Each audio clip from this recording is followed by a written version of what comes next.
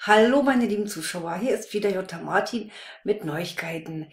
Dieses Video ist allerdings nur für Leute mit Humor geeignet.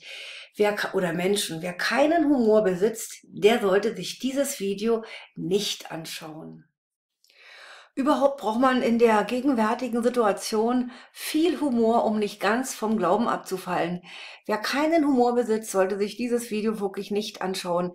Während der Bundestag mit mittlerweile 736 Abgeordneten sich weiter aufbläht und jetzt wieder 79 neue Mitarbeiter einstellt, kommt die Forderung für die Rente mit 70. Der Deutsche Bundestag zählt schon heute zu den größten Parlamenten der Welt und hat keinen Respekt vor den Steuerzahlern. Mit der Corona-Krise und dem Ukraine-Krieg sind die Staatsschulden von Deutschland explodiert. Trotzdem wird der Bundestag weiter aufgebläht und schamlos auf die Steuergelder zugegriffen. Ein gesundes Schrumpfen wäre natürlich die bessere Lösung. Stattdessen kommt man aber auf solch geniale Idee wie die Rente ab 70.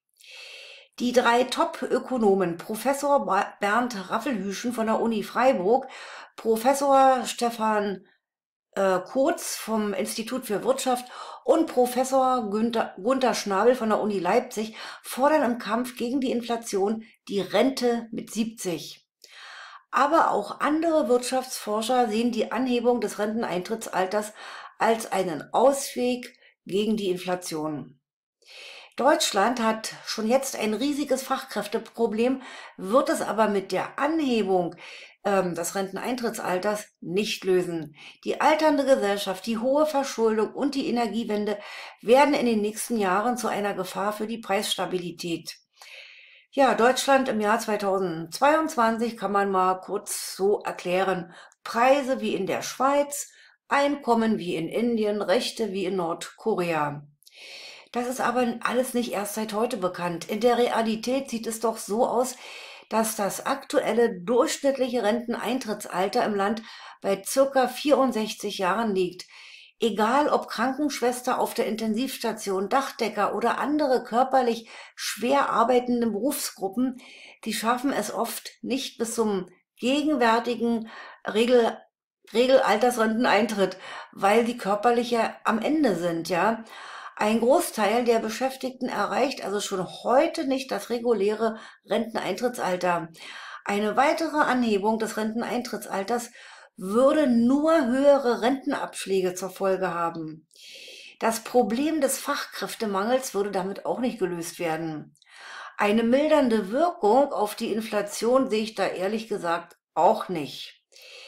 Der Chef der Seniorenunion der CDU, Professor Dr. Otto Wulff, glaubt nicht, dass eine Anhebung des Rentenalters wegen der Teuerung überhaupt nötig wird. Er meinte, dass bis zur Einführung der Rente mit 70 sich die Inflationsrate auch längst wieder normalisiert haben kann, weil bei diesem großen bürokratischen Verwaltungsaufwand, den hier alle in Deutschland betreiben, kann das natürlich Jahre dauern, ehe das denn durchgesetzt ist, Renteneintrittsalter mit 70. Ja, obwohl immer mehr Politiker im Bundestag sitzen, gibt es aber nicht mehr denkende Köpfe. Keiner von ihnen ist in der Lage, sich einzugestehen, dass unser jetziges Rentensystem am Ende ist.